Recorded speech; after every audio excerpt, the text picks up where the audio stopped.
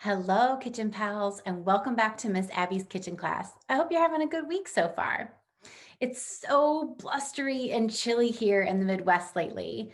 These colder fall days make me so hungry for eating a big crunchy apple or a slice of apple pie or drink some warm apple cider.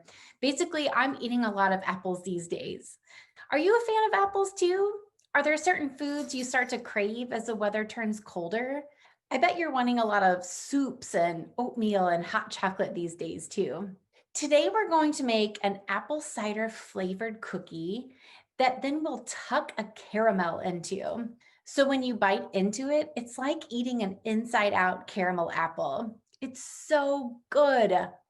We'll use the powdered packets of spiced apple cider to mix into our cookies. We'll chill that dough a bit, roll the dough into balls, and then push a caramel into it before we bake it. Ideally, these cookies will bake up big enough that when you make a mug of hot chocolate or tea or warm apple cider, you can rest the cookie over your mug to warm it up a little bit before you eat it. And then it's this gooey, caramelly cider cookie that's just the best thing. Now we know a little bit more about our caramel apple cider cookies. I'm starting to get really hungry for them. So let's get to the kitchen. Hey Kitchen Pals, welcome back to the kitchen. So we're all ready to start making our caramel apple cider cookies. So I already have in my mixer 1 cup of sugar and 1 cup or 2 sticks of butter.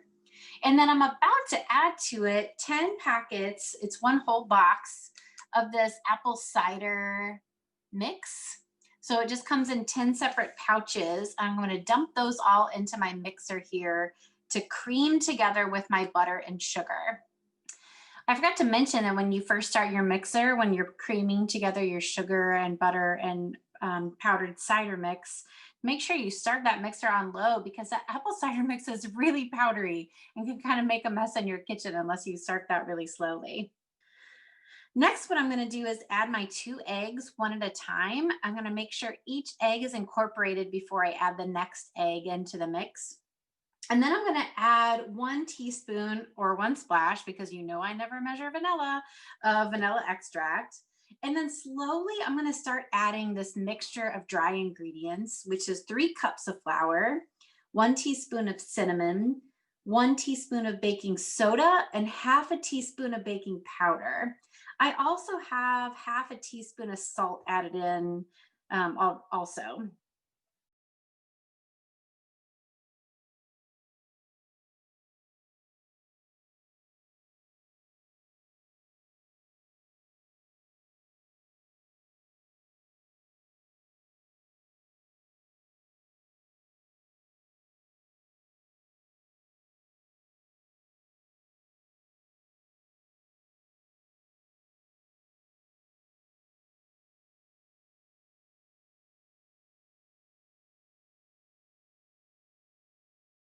Our ingredients incorporated into our dough, except for the star of our show, our caramel squares.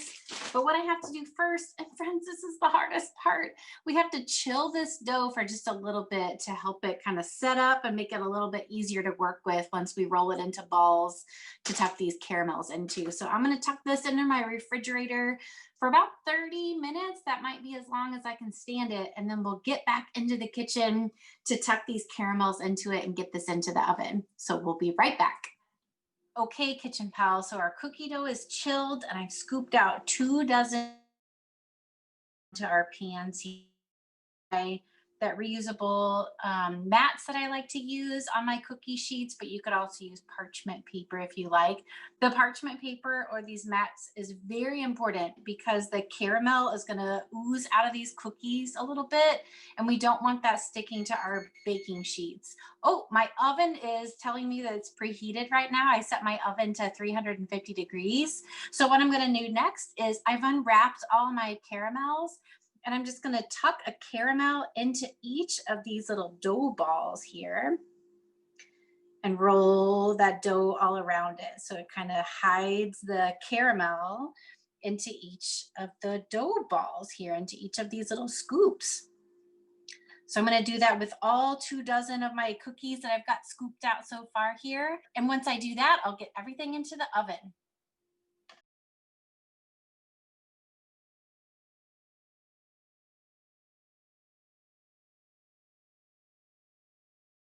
All right, Kitchen Pals, I've got my 2 dozen cookies all ready to go into the oven now. My caramels are tucked into each little scoop here.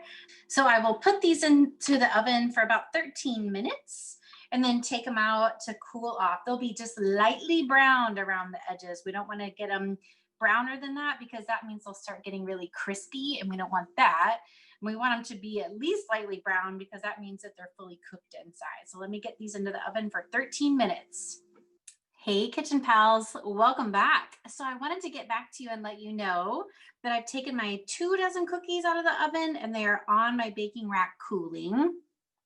What I did was, as soon as I got them out of the oven, I slid these sheets or your parchment paper right onto the cookies cool there for about 5 minutes. And then I took my little spatula and I got the cookies onto a cooling rack the rest of the way. And I thought I would show you, I've made a lot of cookies in my life and I feel pretty good at my cookie skills. And the caramel sort of melts into the bottom of the cookie. But from this side, it doesn't look so bad. And also the good thing is we call this quality control. And when there's a cookie that doesn't look that great, you just get to eat it for yourself and take the rest of the cookies to your friends and family. So I've got still 1 dozen cookies on the mat here that I haven't slid off onto my cooling rack. I'm going to do that in a couple of minutes still. But I just wanted to show you that sometimes you make baking mistakes and it's okay because those cookies are still going to taste really good. And when you share them with people, they're still going to be really excited and they're never going to turn their nose away from a cookie that doesn't look perfect. I'm going to take some of these cookies to my sister and to my mom because I've made these cookies before and I happen to know that they really love them. Hey, Kitchen Pals, I'm so happy with how my caramel apple cider cookies turned out. I hope you really like them too. I think they're so delicious and such a really good fall flavor too. Next week, our episode will come the day before Thanksgiving. And I want to show you kind of a fancy and fun appetizer that you can make to share at your Thanksgiving dinner. Our Thanksgivings are likely looking a little different this year, so I hope this is an opportunity for you to provide a new recipe to wow your family with a fun appetizer that you made for them. For this recipe, you'll need 12 slices of prosciutto, a bundle of asparagus, 1 egg, 2 sheets of puff pastry, and some shredded Gruyere cheese. Don't forget to subscribe to the YouTube channel and have a grown-up or your assistant email me at missabbyskitchenclass@gmail.com if you have any questions about this recipe or any of the other recipes we've made so far. Until next time, enjoy your food, Kitchen Pals.